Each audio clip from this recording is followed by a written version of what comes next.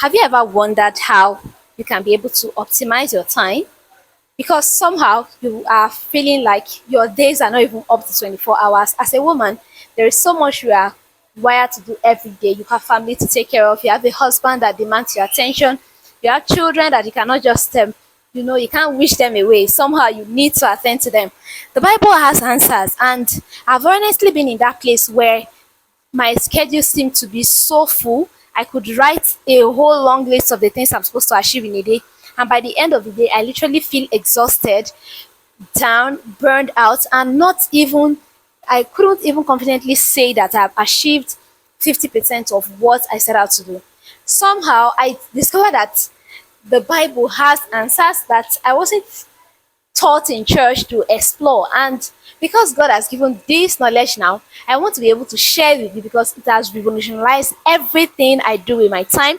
It has really helped me to be able to do all the things I couldn't do before. It's Ephesians chapter 5, verse 16.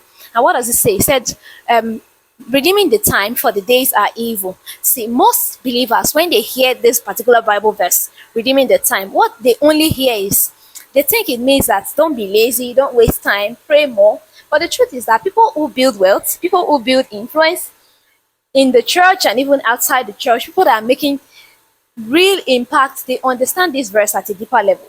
And when God brought me to this understanding, it revolutionized everything I was doing. And today in this video, I want to show you 5 hidden truths in this particular scripture that other people know and has helped them to build a life that you see and envy online, and you can start implementing it today and be sure that you are going to make constructive progress in your work with God, in making money as a woman, and in being a balanced person.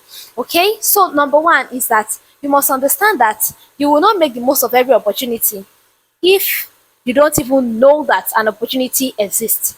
When women hear about make the most of every opportunity or redeem the time, they think that time means just literal chronological time. My work clock, for example, it means that they are looking at that time as 24 hours. But what the Bible was really saying is that redeeming the time means that you are buying back the opportunities that exist within your day every single day. So the word redeem means to buy back, it means to recover or purchase, right? It means that there's something at stake and you have something with which to pay for it and make a purchase. Time does not only mean clock time. It means opportunity, it means seasons, it means moments that God allows into our life. Now, what the 1% understand, what elite thinkers know is that opportunity is more valuable than money, right? Opportunity, when I say opportunity now, for example, I'm saying time. Time is more valuable than money. Time or opportunity is more valuable than your comfort. It is more valuable than feelings. And because you understand this, you do not waste seasons. God works in our life in seasons. That was what he said in Ecclesiastes chapter 3, verse 1. He said, to everything there is a time and a season for every purpose under the heaven. So, when these seasons come, they are not all equal in value. A person who understands just what I said now, that seasons are not all equal in value, ensures that when a season is upon them, when they are supposed to be gathering, they are not sitting down, lounging, and doing things that are comfortable, because naturally everyone knows what they want. Everyone has goals, but after setting the goal, is going out to ensure that the goal happens, right? Is making the shift and the leaps that are required for the shift you desire to happen. So practically, what does this mean when you know you want to buy back opportunities? It means that you learn as a woman to invest early. Investment is anything you put in to be able to get a positive output out. So I'm not just talking about financial terms that you want to invest money. No. Investment is that you are making constructive inputs to get a particular feedback as your output. So you invest early, you start when others are waiting. What the proverb says, it said, he who regards the cloud will not reap. He who looks at the wind, if you're always looking and saying, are all the conditions right? Is this the right timing? You won't do anything, right? You won't.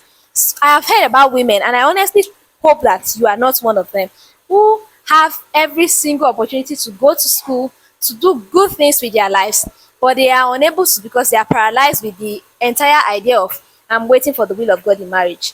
Am I saying marriage is not important? Far be it, because of course I'm married. You can say I'm married, but you cannot start waiting when you're supposed to be investing your life. Okay? Then they learn when others are relaxing, and they build when others are complaining. They don't do all of these things because of greed. They don't do it because of fear, but they do it because they know that opportunities will not stay forever. They understand that God gives moments. The wise people will redeem the moments that God gives. Why the foolish will miss them? They will miss them because they don't even know in the first place that that was an opportunity, right? Good.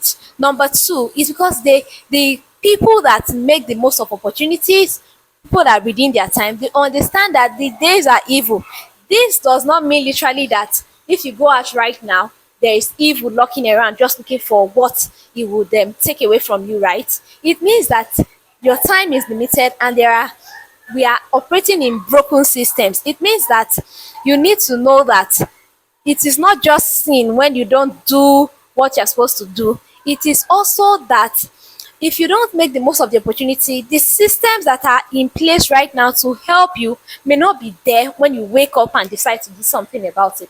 A woman, for example, who decides to, just frolic through life when opportunity, like a timeline or a window of opportunity, opens for them to be able to go to school, their parents are alive to support them, there are people that are there cheering them on to do everything just to make sure that their lives are better. A woman who takes that for granted, he will finally discover that the timeline has passed, people that are willing to help you are no longer there, and the system, because the system is unstable, economies fail, government fail, jobs close, opportunities generally close, it means that he would lose out. Okay, so when the Bible says the days are evil, it means the opportunity close. The days are evil also means that you cannot live carelessly. You have to understand that you need to prepare before a crisis. It is not when something comes up, that's not the time you need to go and start training. And now, Jesus had something practically to teach us in this. When the when he went on the mount, I think that's the story of the transfiguration. When he went on the mount to pray, or to when he was transfigured before the disciples, when he came down, the disciples that he didn't go with, that's the remaining nine, they had a case on their hands where they were trying to deliver the demon possessed boy, and the deliverance fortunately didn't work, right? Because the father of the boy came and said, Master, I brought my son to your disciples and they couldn't do anything. I know it must have stung their ego, right? But it is what it is. And Jesus just spoke a word, the demon left, and later the disciples were asking him that, Master, I don't understand. Why couldn't we do this? And he told them that this kind does not go out except by fasting and praying. Does that mean that when Jesus came back, he went to the mountain and started fasting and praying? No.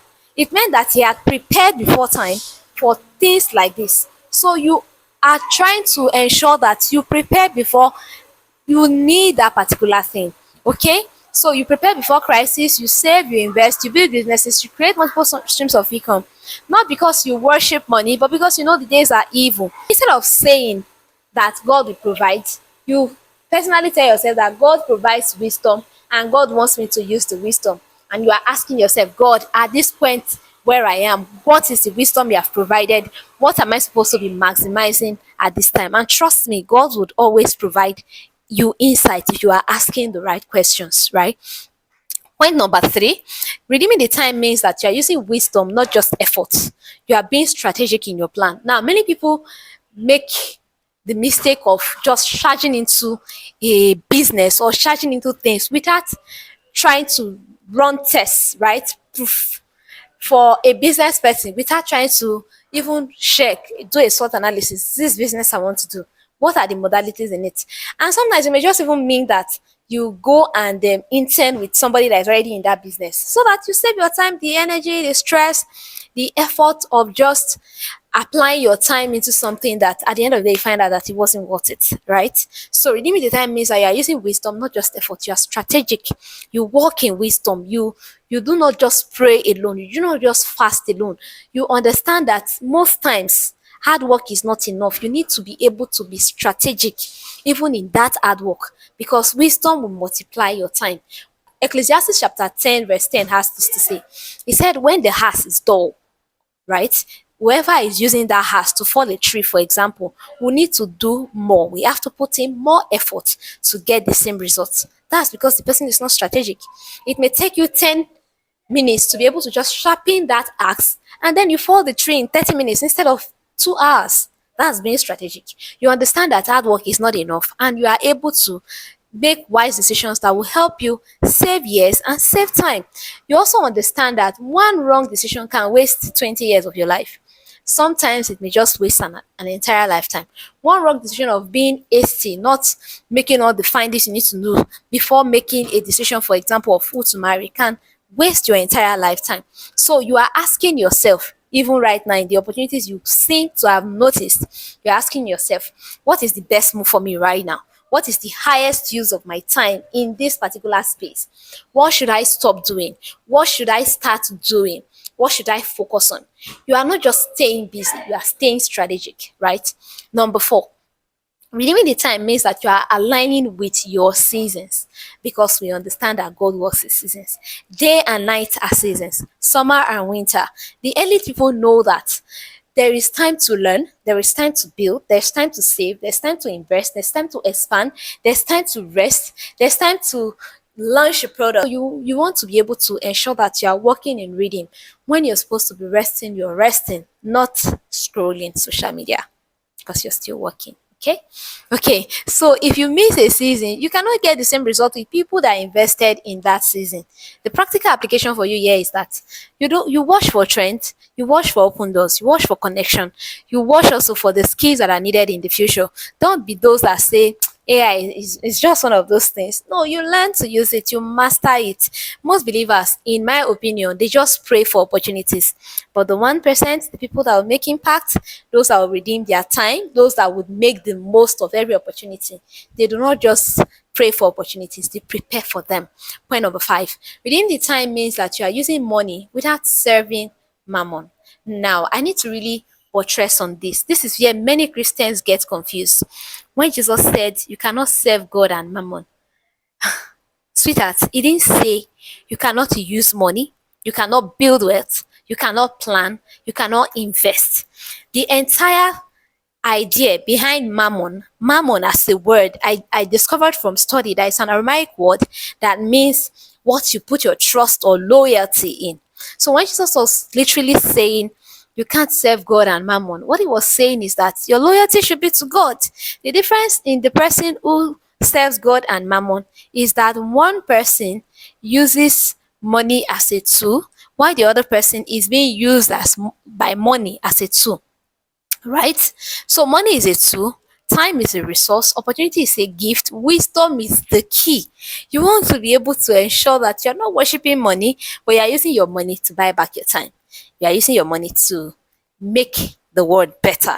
You are using your money to redeem the time. So this may mean that you use your money to buy knowledge, you buy tools, you buy assets, you buy freedom. Freedom to make a choice of where you want to live, freedom to make a choice of what you do with your time. If you are able to ensure that you make the most of opportunities, you just find out that it's easier for you to live your life. Some people say that life gets easier with time. No, time will only reveal. The things that you are able to do with the time is what the time will reveal. Okay, so Ephesians 5 verse 16, or trying to get your days to seem like they are 72 hours, is telling you that you shouldn't live in fear. It is telling you to live intentionally, to redeem your time, to use wisdom, to recognize your seasons, to prepare for evil days, to prepare for a broken system that you find yourself in, especially by virtue of sometimes for us, where we're born in the third world, right? It means that you build your wealth without serving mammon, and that you serve God fully without being poor, without being careless, without being unprepared. This is what many believers never learn. I hope you've learned something today. If you did, subscribe to this channel, and of course, I'll see you in the next video.